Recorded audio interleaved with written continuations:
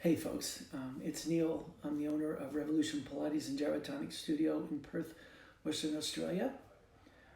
I've sent an email with a copy of our current policy on how we're dealing with the pandemic.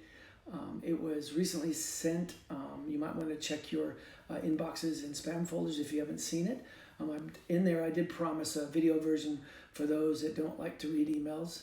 So how would you know if you didn't read it? Anyway. I'll also post this video and the previous email on our website blog, so you could have you can go check them out. Now, since I've got you here and chatting, I might as well clue you in on what we're thinking about regarding online classes and delivery. There's a great opportunity for us as professionals and practitioners to help those that need to stay isolated but are healthy enough to exercise. The virtual world gives us the opportunity to stay connected, and connection is something that we all need to maintain during this crisis. I'll talk more about what that means in a second and later on in this video, so just hang tight. Now, on the issue of self-isolation, you may or may not be exhibiting any signs of the COVID-19 infection, but you may be asked to isolate yourselves because of possible exposure, and if that's the case, do it. Stay home as advised, and don't worry about your workouts. We're developing opportunities so that we can keep supervised Pilates training going for those that are stuck at home or unable to make it to the studio environment. But before I go much farther, if you're sick, you shouldn't be doing exercise. But we're talking about people that are being asked because they might have been exposed. Now, a few studio policies. It is compulsory that you wash your hands when you come in the studio door and when you leave.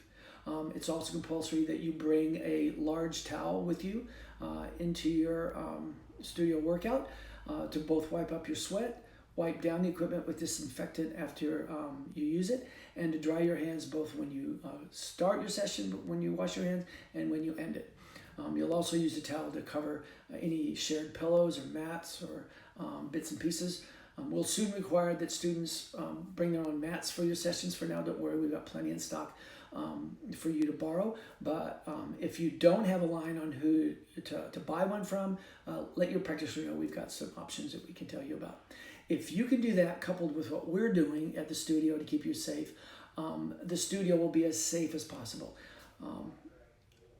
Now, onto the online opportunity. The harsh reality is that many of us will be required to do about 2 weeks of distancing within our own homes in order to slow down the spread of this virus.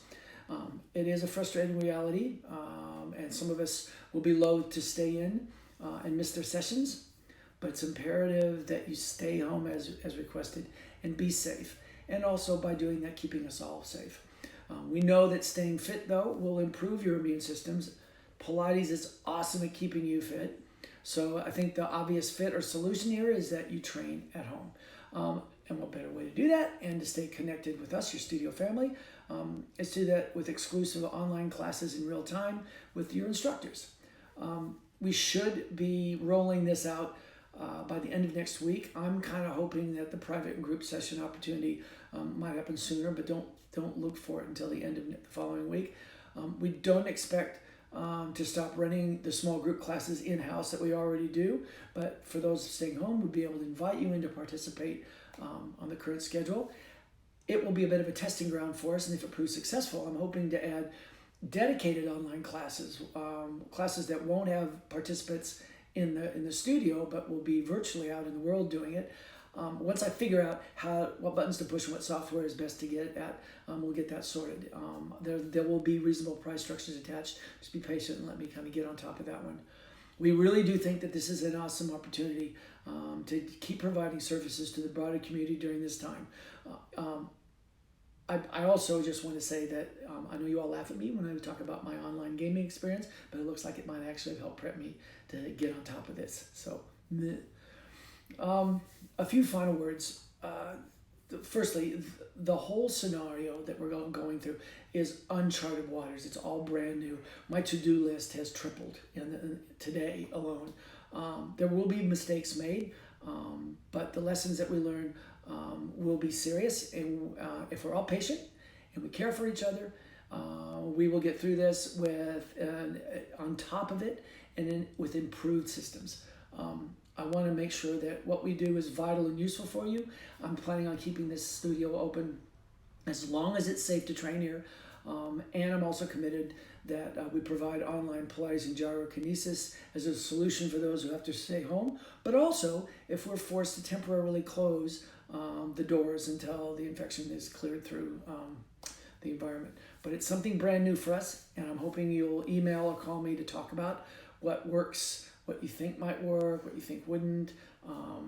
I'll have to say I will listen to everything you say.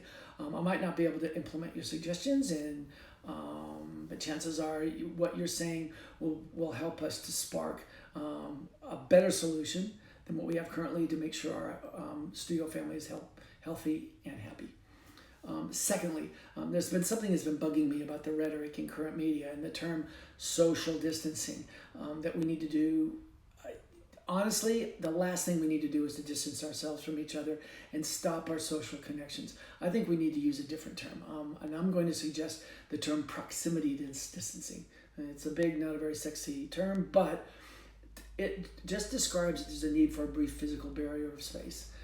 It doesn't mean we need to disconnect socially from our communities. There are many ways that you can stay connected, folks. Call friends and family. Skype and FaceTime conversations are brilliant. Emails, postcards are great. We've got Italians singing out of their windows. We can do the same thing. Buy groceries for a neighbor or a friend that can't leave the house. Mow their lawn, walk their dog. Get a couple of glasses of vino. Go sit on a porch with your friend that might be isolated. Give them one glass. You stay back and just have a bit of a chat and a wine. If you play online gaming, do it with your buddies. Stay connected in there. Check your smartphone. There are games that you can play with friends. There are book clubs. You choose the amount of connection that you can tolerate. Not everybody wants to be that social, but please don't isolate yourself from the connections that are all around you. Those are lifelines. And they don't only make our lives richer and give us ability to thrive, they actually save our lives. And these are tough times. Let's all help each other. So remember, proximity distancing, not social distancing. So be well and stay connected. Bye.